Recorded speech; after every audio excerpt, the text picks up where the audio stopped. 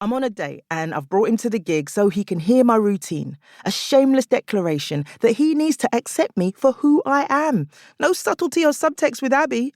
What you see is what you get. I just hope Sam, my date, was taking notes. I see him lurking towards the back of the room looking hella cute. A stocky Damson Idris, his ebony complexion glowing like a polished gem, gorgeous eyes set to a permanent smoulder. I've never dated a smoulderer. Well, I nearly did once, but turns out he had a squint and just needed glasses. I grab my stuff and head over to him. Man, his hotness should be illegal. All right, I say, trying to match his smoulder with a smize. Hey, he says, eyes swiveling to me before being drawn back to the next act on stage.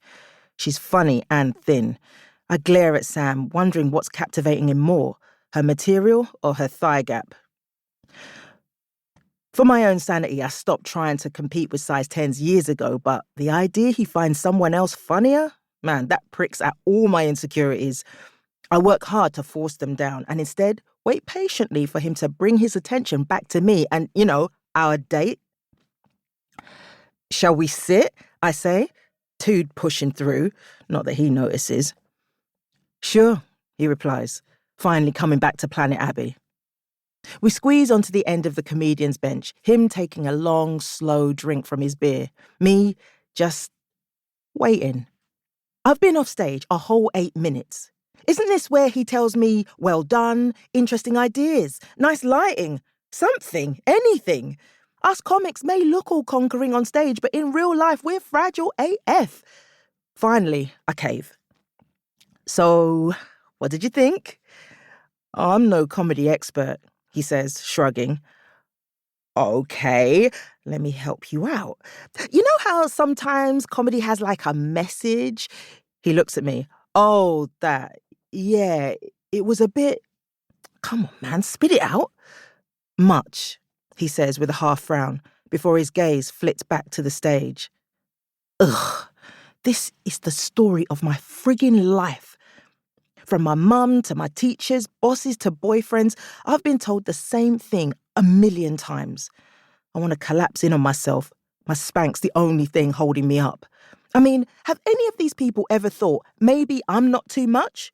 Maybe they're not enough? I should screech this in Sam's stupidly gorgeous face, but instead, I bury it. Yes, I'd love to blast him with a keynote speech Michaela Cole would be proud of about how he needs to appreciate me for who I am. But for some reason, I'm still clinging to the hope there might be something between us. So instead, I smear on a smile. Why don't we have another drink? At the bar, I regroup, ordering Sam a 0 alcohol beer, the best low-key clapback I can think of that won't actually derail our date. Though it's on life support, I'm not calling time of death just yet. But I've already done the most. I've let him see me perform, got a banging outfit on. I've even done a bikini wax because, well, you never know.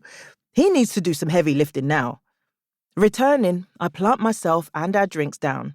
Sam leans in, eyes on the skinny girl who's approaching the end of her routine. And he whispers, to be fair, you were funnier than her. And just like that, Sam Agyafong, you've earned yourself a reprieve. Chapter 2. I stare at the 4 outfits laid across the pull-down bed in my tiny Islington studio.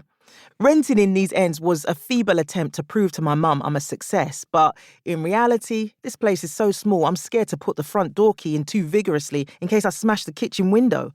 In the background, as always, my laptop browser is on the Comedy Buzz channel, where reruns of Showtime at the Athena play on a loop. Every second or third act pulls my attention as I watch in awe, jealousy, but mainly bewilderment, wondering how my comedy will get me there when I'm still struggling to get my first paid gig. However, before the pity party club classics start in my head, I go back to the task at hand, picking my get-up for tonight's date with Sam. Truth be told, as it's a Monday, I should be gigging, maybe testing out a new joke I wrote about how my thigh gap has slipped down to my knees. I came up with that after watching Skinny Girl, so silver linings and that. But on my deathbed, will I regret trying out a banger or banging a hottie and finding love?